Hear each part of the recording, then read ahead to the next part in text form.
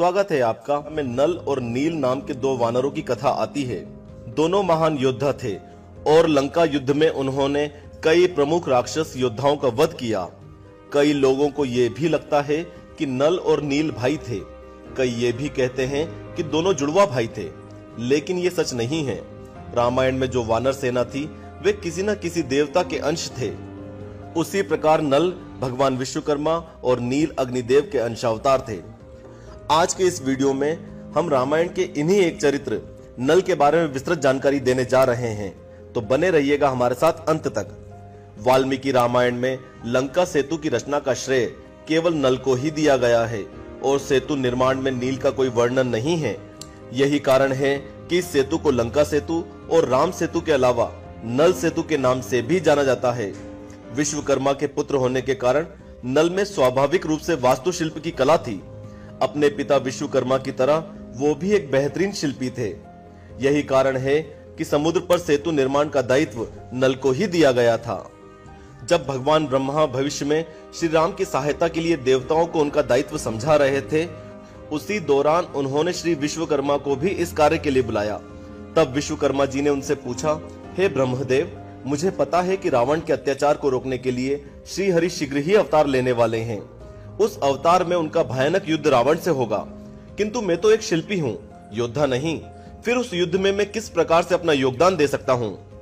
तब ब्रह्मदेव ने कहा, पुत्र, नारायण जो अवतार लेने वाले हैं वो तब तक सार्थक नहीं है जब तक तुम उनकी सहायता नहीं करोगे। तुम्हें उनके अवतार काल में एक बेहद ही महत्वपूर्ण कार्य पूरा करना है, जो समय आने पर तुम खुद ही समझ जाओगे। इस प्रकार ब्रह्मदेव के आदेश पर विश्वकर्मा के अंश से नल का जन्म वानर योनि में हुआ। कहा जाता है कि अग्निदेव के अंश से जन्मे नील भी उसी दिन पैदा हुए और दोनों बहुत घनिष्ठ मित्र थे। बचपन में नल बहुत चंचल थे। वे वन में तपस्या कर रहे ऋषियों की देव मूर्तियों को सरोवर में डाल देते थे। नील भी उनके इस कृत्य में उनका बराबर साथ देते थे। ऋषियों की इनकी शरारतों से बड़ा कष्ट होता था और उन्हें अपनी देव मूर्तियां बार बार बनानी पड़ती थी। इससे उन्हें क्रोध तो बड़ा आता, किंतु बालक होने के कारण वे उन्हें कोई दंड नहीं देते थे। एक बार शिवरात्रि के दिन ऋषियों ने शिवलिंग की स्थापना की, लेकिन सदा की भांति नल ने उस शिवलिंग को चुराकर सरोवर में डाल दिया। ऋषियों को इससे विलंब हुआ और पूजा का शुभ मुहूर्त बीत गया। इससे रूठकर ऋषियों का धैर्य का बांध टूट गया और उन्होंने नल को यह श्राप दिया कि उसके द्वारा स्पर्श की गई कोई भी वस्तु जल में नहीं डूबेगी।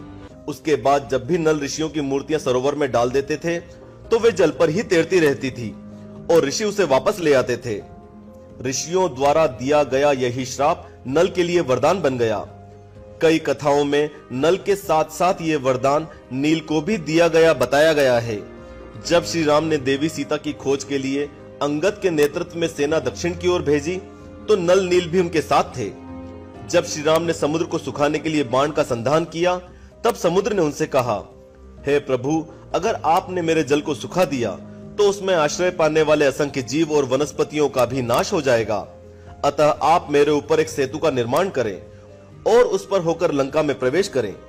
जब श्री राम ने पूछा कि 100 योजन लंबे इस समुद्र पर पुल कैसे बनाया जा सकता है, तब समुद्र ने कहा, प्रभु, आपकी सेना में स्वयं देव शिल्पी विश्वकर्मा के पुत्र नल हैं।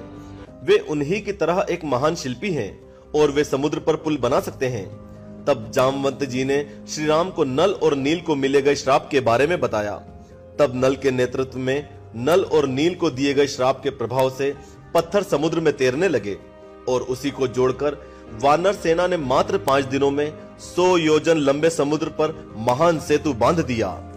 तेलुगु, बंगाली और इंडोनेशिया में रचित रामायण के अनुसार नल और नील पत्थर को अपने बाएं हाथ से समुद्र में डालते थे। ये देखकर महावीर हनुमान ने उन्हें समझाया कि उन्हें बाएं हाथ से पत्थर उठाकर दाहिने हाथ से समुद्र में डालना चाहिए, क्योंकि दाहिना हाथ पवित्र माना जाता है। ये प्रथा आज भी हिंदू धर्म में प्रचलित है कि कोई भी शुभ कार्य अपने दाहिने हाथ से ही करना चाहिए। आनंद रामायण के अनुसार ऐसा वर्णन है कि नल द्वारा स्पर्श किए गए पहले 9 पत्थर से श्री राम ने 9 ग्रहों की पूजा की और उसे सबसे पहले समुद्र में बहा दिया ताकि सेतु का काम निर्विघ्न पूरा हो सके। कंब रामायण के अनुसार लंका में प्रवेश करने वाली सेना के लिए शिविर बनाने का दायित्व भी श्री राम ने नल को ही दिया था।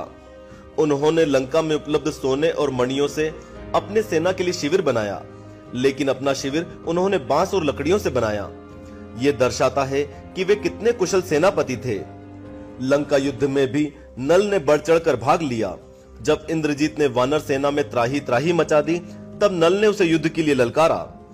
उस युद्ध में मेघनाद ने नल को अपने हजारों बाणों से भेद दिया था, लेकिन फिर भी उनका वध करने में वो असमर्थ रहा। राक्षस यूथपति तपना का वध भी नल ने उस युद्ध में किया।